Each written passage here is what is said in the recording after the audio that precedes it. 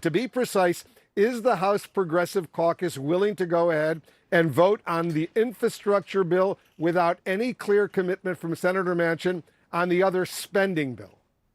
What our caucus chair, Pramila Jayapal, has said is we're prepared to move forward on both. Most progressives I talk to will be a yes on both votes. We trust the president's framework. We're behind the president's framework, and we want to get it done as soon as possible.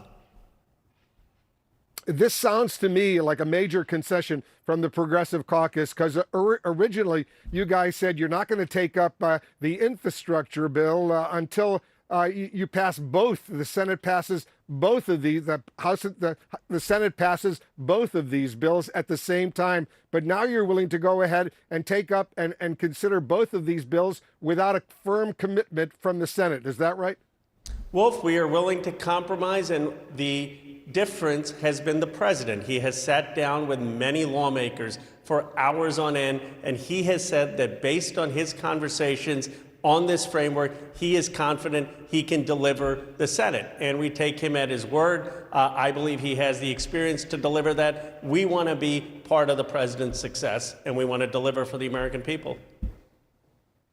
So I just want to be clear, regardless of what Senator Joe Manchin says or does this week, progressives like you in the House are going to vote yes on the infrastructure bill and the other bill this week. The infrastructure bill, as you know, will immediately then go to the president's desk because the Senate already passed it with 69 votes, and he will sign it into law. The question is what's going to happen in the Senate to the other broader social agenda bill. What do you say about that? Is that your plan?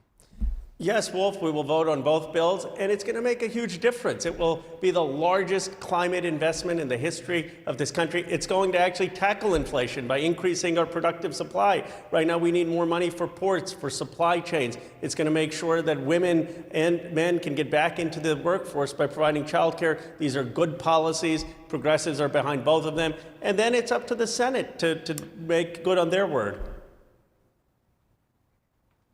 So no matter what Senator Manchin says or does in the coming days, you're going to vote on both of these bills this week. Do I understand you correctly? That is what we want. Obviously, it's the Speaker who has to schedule the vote, but we're prepared to do that. And Senator Manchin's position hasn't really changed. I mean, he's been saying some of these things. I'm confident that the president believes at $1.75 trillion and with these provisions and the framework, he can get it through. I believe he will get it through when you have the whole House vote for it, when you have the president, the Speaker, the majority leader, when it actually comes for a vote. I believe all 50 senators will be there. Do you believe Senator Manchin is acting in good faith right now? He's representing his constituency, Wolf. He's always been straight with me. My view is that we're going to get there, and I believe that he has been negotiating with the president. The president believes he can get him to a yes. The president could have come to us many times before and said, I have the 51 votes. He could have come months before. He never did that. He was very cautious. He never wanted to give his word on something that he couldn't deliver.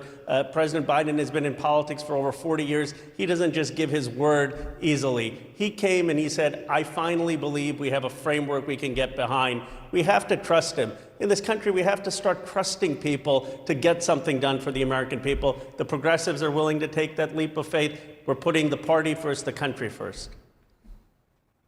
Well, if you do that, the infrastructure bill, the traditional infrastructure bill, presumably will pass the House. It's already passed the Senate. It will become the law of the land when the president signs it into law. The question is what happens to the other bill, and that's going to be up in the air right now. Congressman Khanna, thank you so much for joining us on this very, very important day. We appreciate it. Thank you, Wolf.